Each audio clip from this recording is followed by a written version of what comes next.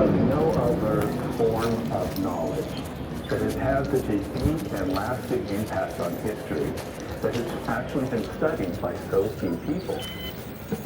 And I think, of course, obviously this begs the question, why? At first glance, you might think, well, military strategy is a very technical, arcane subject, but I don't think it has anything to do with that. I think it's a power issue. You see, contained in this knowledge in these books were all kinds of brilliant ideas on how to take any kind of negative situation and turn it around into a positive situation. How to identify the particular how to play on those weaknesses and really get the enemy to defeat themselves. Ideas on how to organize your army and inspire it to fight. Essentially, military strategy is a kind of bridge between an idea and its transformation into reality. It is what I call the ultimate practical philosophy. And this kind of very practical knowledge in the hands of citizens and soldiers could be very dangerous. It could lead to change. It could lead to revolution. And so the information was kept away from them. In 1801, when the slaves on the island of what is now known as Haiti revolted against their French masters, the first thing they did was get their hands on books on military strategy that had been left behind. And they studied these manuals night and day. Now, they did this obviously because they knew that Napoleon Bonaparte himself had sent a ship full of soldiers to put down this rebellion. And these men had never studied strategy, and they desperately needed this knowledge to be able to fight Napoleon's army in the field. But there was something else going on, something a little more fundamental. This was kind of the ultimate battle, the ultimate stressful environment. It was a choice between preserving the slender little thread of freedom that they had or returning to slavery. And in this kind of situation, the tendency was to become very confused, very emotional, and to make mistakes and lose control of the situation. Military strategy represented for them a kind of stairway that they could climb to elevate themselves above this very stressful, very confusing situation and get a kind of perspective on the entire battlefield and everything that was going on, have some clarity about the situation, act with some purpose and direction, and get control of the situation. And of course, the leaders of this revolt, it was very appropriate that they studied strategy because they became the very first army in history to defeat a French army under Napoleon, which was an absolutely remarkable achievement.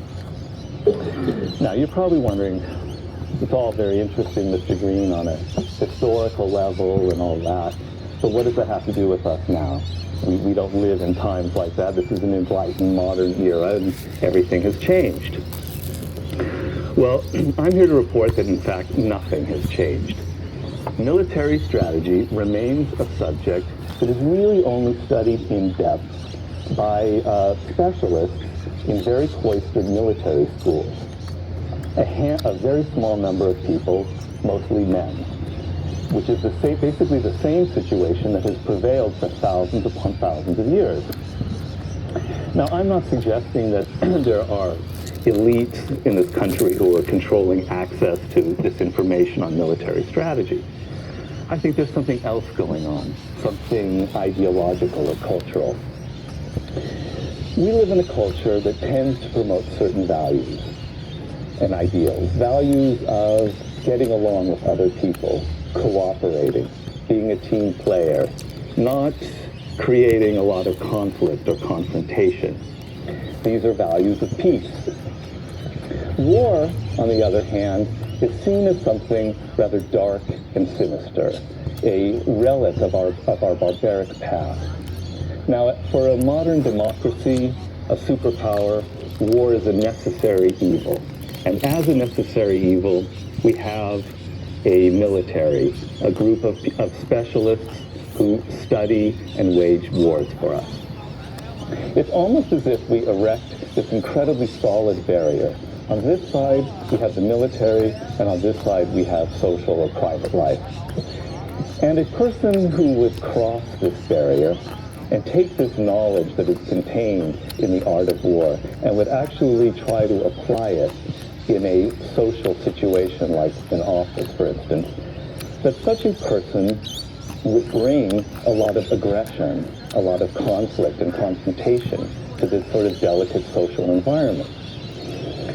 This is a cultural prejudice that is in fact actually not based on the truth.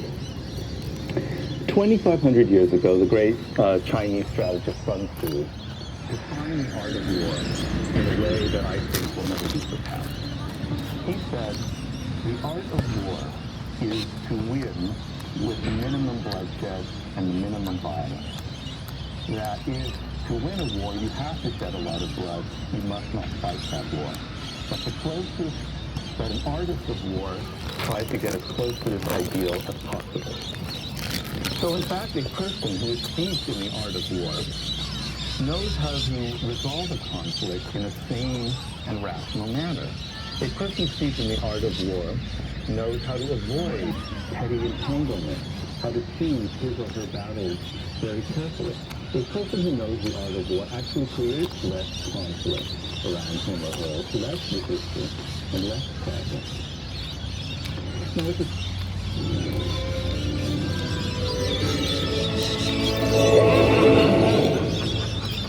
What's up, my comic comrades? It's been quite a while since we covered anything Lantern related here on the channel. But today we're fixing that by talking about the Red Lantern, probably the evilest of all the Lantern Corps, which means they're the perfect Corps to talk about for Villains Month. With that said, we're going to talk about where they came from and what they're all about. But in order to do that, we have to go all the way back to their beginning, their origin, which starts with Astros, who we now know as Atrocitus. It all started with the massacre of Sector 666, which of course is the Devil's Number. During this massacre, the homeworld of Astros, later known as Atrocitus, was destroyed by the Manhunters. Now, the Manhunters were originally a peacekeeping android force created by the Guardians of the Universe. But the Manhunters ultimately decided that life was too chaotic to ever give the universe peace. So they killed trillions of sentient beings in the massacre of Sector 666. After this massacre, the Guardians of the Universe were like, no, no, no, you don't butt up now, and dismantled the Manhunters, which ultimately led to the creation of the Green Lantern Corps as the replacement to protect and guard the universe. But for Astros, it was too late, because his life and homeworld Riot was destroyed by the Manhunters, and in turn the Guardians of the Universe, because they created them. Literally, his children were disintegrated by the hands of the Manhunters, as well as his wife. Because of this, he was filled with rage and hate and wanted nothing more than to get his revenge. But he wasn't the only one to survive this massacre in the sector. There were 4 others. And eventually, these 4 demonic beings found him saying he heard stories of a man so enraged he killed many Manhunters with his bare hands. We could use someone like that. We're powerful, but our minds wander. We lack focus. Astros responds, I don't want to be of use. I want to die. One of these beings then tells him, listen, you can either let your rage consume you, or you could use it. Turn it against those who hurt you. Man of Riot, are you familiar with the concept of vengeance? And just like that, Astros joins these 4 demonic beings, and the 5 of them become known as the 5 Inversions. And thus they started their war with the Guardians of the Universe for centuries. As Astros says, cool blood magic put up against cold Owen science. Astros is now also armed with some of the demon's awful power, and his rage gives them focus. Eventually, with the help of Astros, the 5 Inversions form an empire of tears, a dismal web connecting far-flung planets. Here, magic holds sway, and the demons dabble in various mind-altering enchantments. However, after many eons, the Guardians defeated the 5 Inversions, at which point Abin Sur and the Green Lanterns condemned and crucified them on the planet Yzmal. However, earlier on, one of the 5 Inversions, Kroll, told Abin Sur the prophecy of the Blackest Night. So Abin Sur would take Astros from the planet against the orders of the Guardians of the Universe and travel with him to Earth. He wanted to use him to help find the source of the black power that was prophesied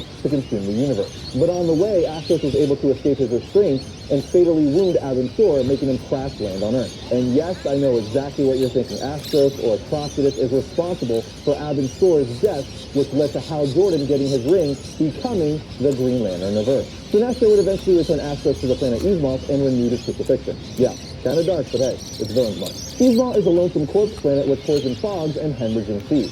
But there, Astros bided himself in time, and let his rage fester and grow as he remembered Riot. He then broke free and started experimenting with blood magic, and he did what even the Guardians were not able to do, kill the Inversion. and in doing so fulfills the first blood prophecy. He then says what would become the Red Lantern Oath. With blood and rage of crimson red, but from a corpse so freshly dead, together with our hellish hate, will burn you all. That is your fate. Astros then opens their veins and says, I know what I must do with their powerful blood.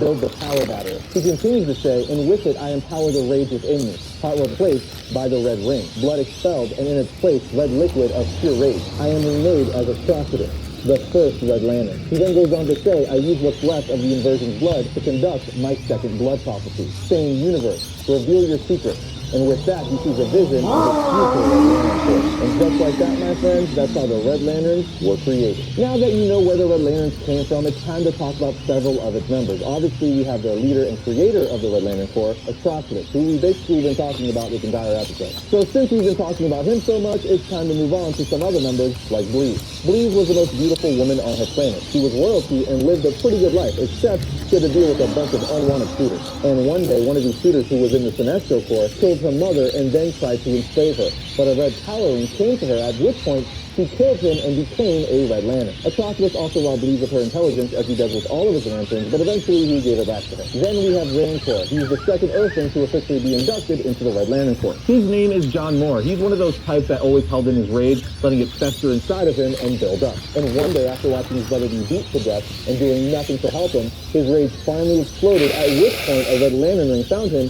turning him into Rancor. Then we have Zilius Zod, who is from the same species as Gallius Zed from the Green Lantern. Not too much is known about him besides the fact that he was called to the Red Light because he possessed great anger. Then we have Vice, Red Lantern of Space Sector 13. He's fueled with rage over the murder of his mate, who was killed by Yellow Lantern, Artilla. Moving along again, we have Stallock, who's the interrogator of the Red Lantern. They call him the Killer, the Torturer, the Breaker of Wills.